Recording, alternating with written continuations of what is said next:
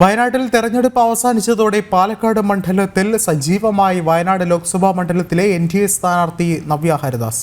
വയനാട്ടിൽ തികഞ്ഞ വിജയപ്രതീക്ഷയുണ്ട്. സി കൃഷ്ണകുമാറിന്റെ വിജയത്തിനായി ഇനിയുള്ള ദിവസങ്ങൾ പാലക്കാടുണ്ടാകും.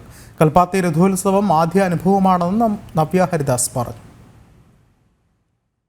കൽപ്പാത്തി രഥോത്സവത്തിന്റെ തിരക്കിലങ്ങനെ അമർന്ന് ഞെരിഞ്ഞു വരുമ്പോഴാണ് കഴിഞ്ഞ ദിവസങ്ങളൊക്കെ വയനാടൻ മലനിരകളിൽ കണ്ട ഒരാളെ പെട്ടെന്ന് കണ്ടത്. കഴിഞ്ഞ ദിവസങ്ങളൊക്കെ അവിടെ ആയിരുന്നു.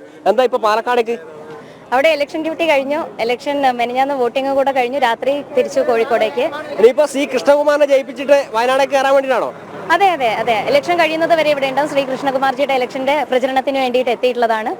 ഇന്ന് ഉച്ചയ്ക്കാണ് ഇവിടെ എത്തിയത്. കൽപ്പാത്തി രഥോത്സവം നടക്കുന്നതുകൊണ്ട് ഇവിടെ തേര് വലിച്ചതിന് ശേഷം ഇലക്ഷൻ പ്രചരണത്തേക്ക് ഇറങ്ങും.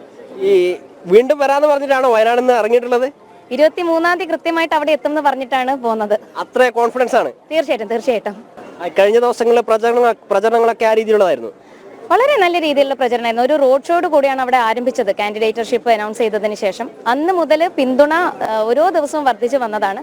ഏറ്റവും ലാസ്റ്റ് നമ്മുടെ കലാശക്കൊട്ട് എന്ന് പറയുന്നത് ഏറ്റവും കൂടുതൽ ആത്മവിശ്വാസം തരുന്ന ഒന്ന് തന്നെയായിരുന്നു. അത്രത്തോളം ജനപങ്കാളിത്തം അതിലുണ്ടായിരുന്നു. കൽപ്പാത്തി രഥോത്സവം എങ്ങനെയാണ്? ആദ്യമായിട്ടാണോ? ആദ്യമായിട്ടാണ്.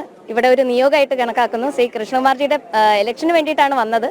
അപ്പൊ വന്നു ചേർന്നപ്പോൾ ഇവിടെ ഇതിന്റെ ലാസ്റ്റ് ഡേ ആണ്. ഏറ്റവും പ്രധാനപ്പെട്ട ഒരു ദിവസം തന്നെയാണ്. ഇതിലൂടെ പങ്കെടുക്കാനുള്ള ഒരു ഭാഗ്യം ഉണ്ടായി. പാലക്കാട് ഇലക്ഷൻ നീട്ടി വെച്ച എന്തായാലും ഭാഗ്യമായി അല്ലേ? അതെ ഞങ്ങളെ പോലെ ചില ആളുകൾക്ക് പങ്കെടുക്കാനായി പ്രചരണത്തിന് പങ്കെടുക്കാൻ സാധിച്ചത് തന്നെ ഒരു ഭാഗ്യമാണ്. സി കൃഷ്ണകുമാറിനെ ജയിപ്പിച്ച ശേഷം തിരിച്ചു വയനാടേക്ക് പോകും. അതെ എന്തായാലും തികഞ്ഞ ആത്മവിശ്വാസത്തിലാണ് നവ്യ ഹരിദാസ്.